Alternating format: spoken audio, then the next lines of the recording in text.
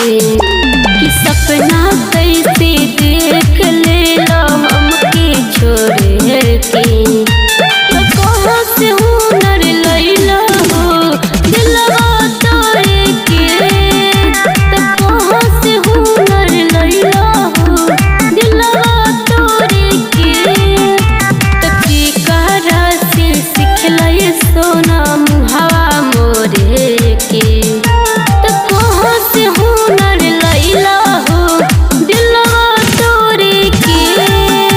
तो कहाँ से हुनर लैला हो दिलवा तोड़ के।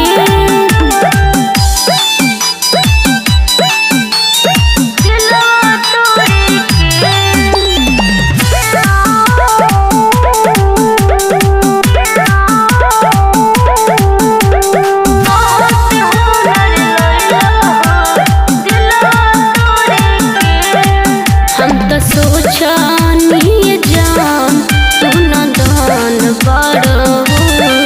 धोखा का होला हसी न जान बड़ हो। हम तो सोचनी जान तू न दान बड़ हो। धोखा का होला हसी न जान बड़ हो। तके कर चेहरा दिखला आज भोर